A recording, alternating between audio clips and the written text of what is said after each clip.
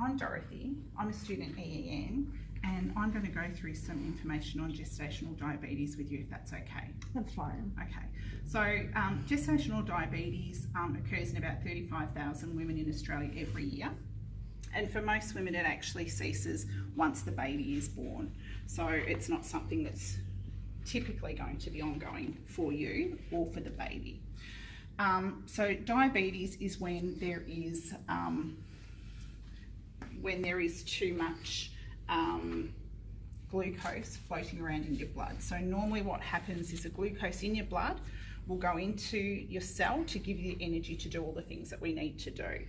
But if there's a shortage of insulin, or the insulin is not working properly, the glucose can't get into the cell, and that causes an excess of glucose within the blood. So that's what diabetes is. So gestational diabetes is just diabetes that you have whilst you're pregnant. Now, how that can occur is obviously the placenta normally will feed the baby, help the baby grow and things like that. But with that, it sort of disrupts some of the hormones within the body as well, and that can cause the gestational diabetes. As a result of that happening, your baby can actually grow larger. Doesn't mean by any means your baby is going to have diabetes when it's born, okay? But it does usually mean that baby will grow larger. So as much as, okay, a larger baby, not too bad, it can have implications for you whilst you're pregnant. It can cause things like high blood pressure. And obviously when it gets time to giving birth, it can cause complications there as well, to the point that it may be suggested that you have a cesarean section, or if your obstetrician knows that your baby's quite large, they may actually induce you a few weeks earlier. But just be rest assured that when the baby is born, it won't have diabetes. It will be monitored for 24 to 48 hours just to make sure that its own blood glucose level does return to normal, because it has had that extra insulin going through the placenta from you. So the best thing to do for you going forward living with this is to obviously monitor your blood glucose level, and we'll have someone go through that. Usually a diabetic educator will go through that in more detail with you. But also look at your diet and your exercise. So what we're talking with diet is making sure that you're not having overly sugary foods,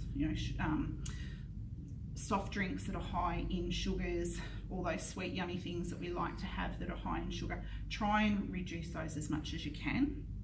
Certainly have as many high GI foods as you can, low GI foods, sorry, that you can, because they will help monitor your blood glucose level, but they also help you feel fuller for longer as well. Exercise is a good thing that you can do as well.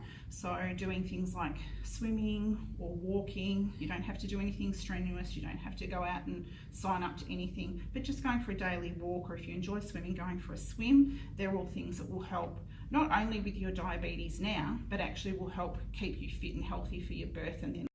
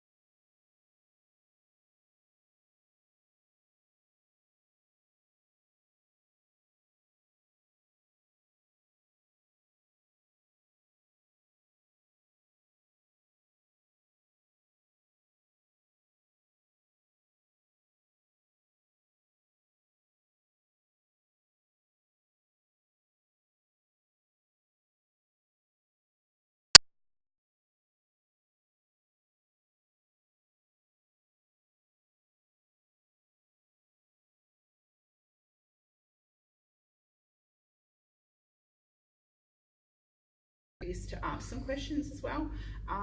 But if you do that, then when you see either your GP, endocrinologist or dietitian, you'll be able to ask those questions of them. Great, thank you very much. Okay, is that, you sort of feel that you've got everything okay? I feel very comfortable. If I have any questions, I will write it down. Excellent, thanks Kate. Nice to have met you by the way. You too. Thanks. Thanks.